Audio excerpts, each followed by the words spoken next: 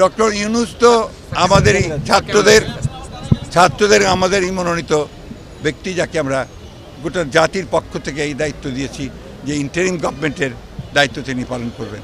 আমরা অত্যন্ত আশাবাদী যে তার মতো মানুষ সফল নেতৃত্বে, যোগ্য নেতৃত্বে এই যে বিষয়টা আপনি বললেন এটা কাটিয়ে উঠে তিনি এটা নিয়ন্ত্রণ করতে পারবেন।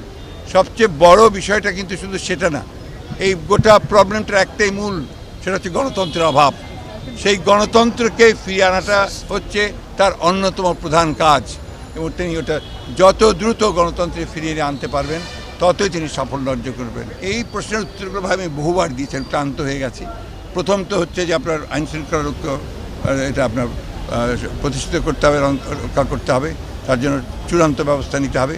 2 নম্বর হচ্ছে অতি দ্রুত নির্বাচনের মধ্য দিয়ে আপনার গণতান্ত্রিক যে সরকার সেখানে প্রত্যাবর্তন করতে হবে। আর তৃতীয় হচ্ছে অর্থনীতিকে সফল রাখার জন্য সব রকম ব্যবস্থা।